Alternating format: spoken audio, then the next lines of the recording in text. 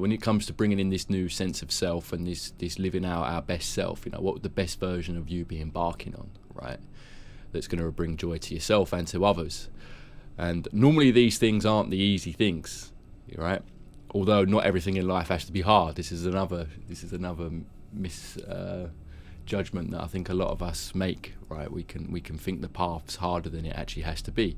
But it's inevitable that hurdles are going to be there to overcome, and that's the hero's journey. That's what it's all about, right? And when we go on that journey and accept that maybe we're delaying gratification, it's a good place for the mind to be. We learn this way, and we also have a greater sense of fulfillment further down the line once we sort of achieved these little goals and these dreams that aren't necessarily easy, or they take time to come, right? It ties into the age we're living in with social media and everything being quick. I think like more than ever, we can really feel when we work towards something, it takes time to achieve, and then we feel that in abundance when we do. I had this a couple of years ago, right, when I was younger, and I was finding myself within a dance scene that a lot of the music was being played by DJs on vinyl records, right? It was kind of there was a lot of mystery behind the vinyl records, and I was making that type of music at the time, and I always wondered, I wonder if my music would get to the level where it's on vinyl. It was kind of like a distant goal and dream, one that I never knew if it was going to happen. And I also knew that my music was nowhere near ready to be pressed on record and distributed around the world, around Europe, on that format, right? Because there's more risk involved with vinyl. It's expensive, and also it's a longer process. It's not instant. Yet the reward when that finally come round, when those opportunities were coming to me, that my music was ready and being asked to be put on vinyl, it was a big sense of, wow, the journey I've been on to get to that point, right, of hours and hours and hours pretty much every day of working on production and my sound and everything else.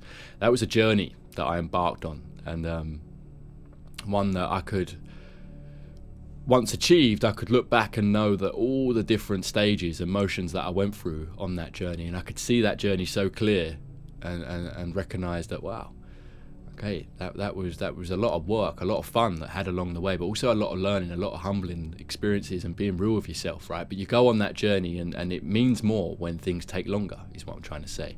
You could release music digitally very quickly, right?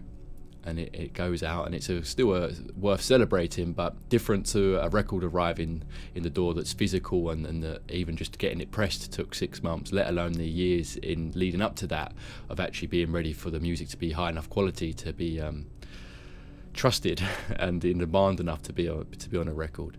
The other thing that's interesting about this, right, is the energy that we put into these things and how long that quickly catches. No, how long that it's not always quickly. How long that catches up to coming back as a feedback loop from the universe, right?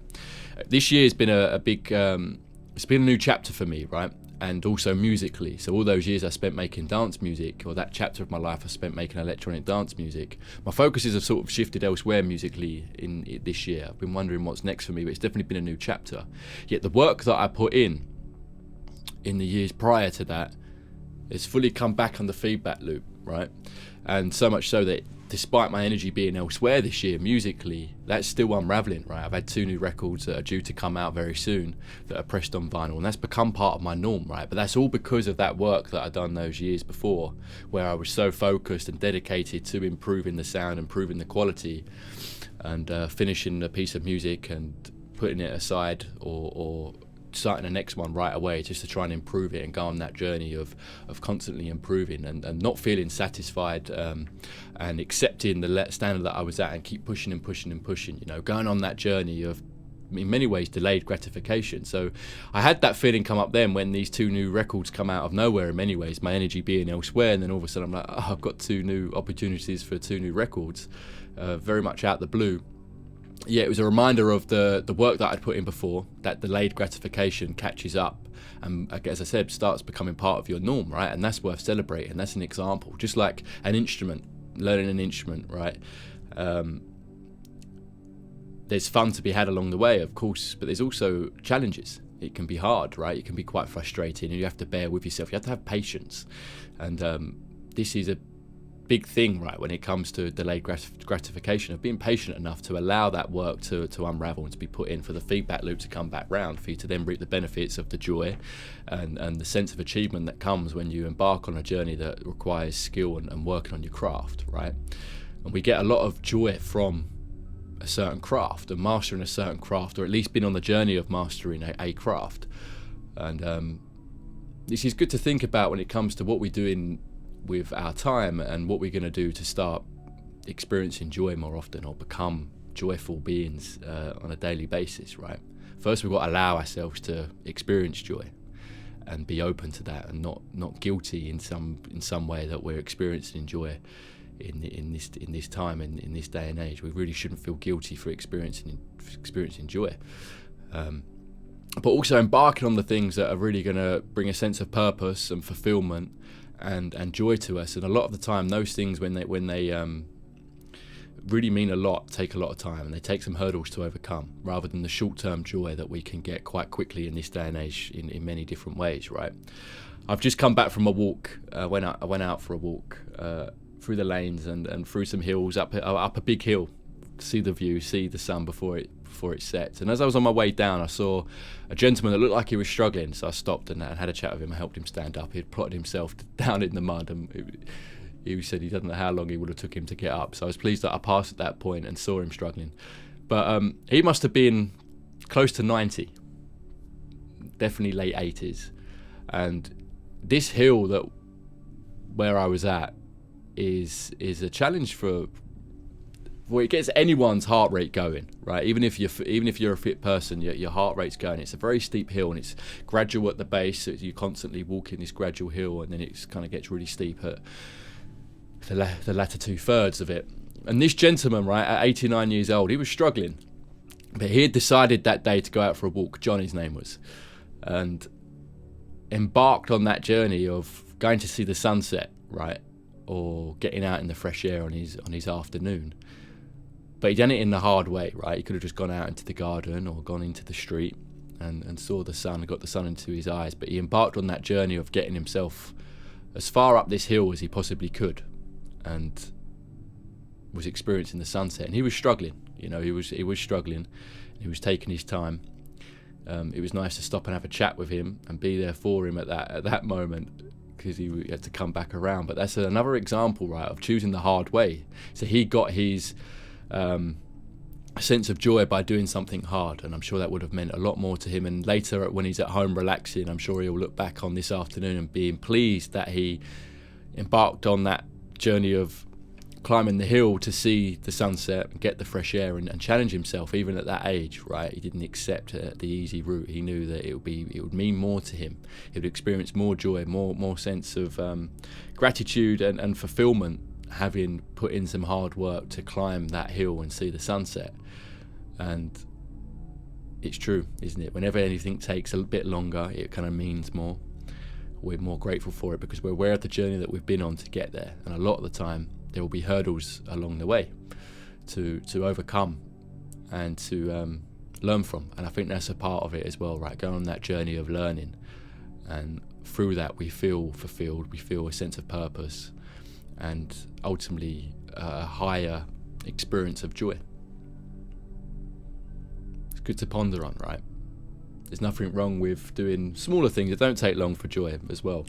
But when we think about really pushing ourselves, leveling up, doing things that are our purpose, and challenging ourselves so that we learn along the way, embarking on mastering a craft, or at least being on that journey, doing things that are a little bit harder, that are going to challenge us in some ways, definitely allow us to experience a greater sense of joy. And we know this, right? This is simple stuff. It's obvious in so many ways.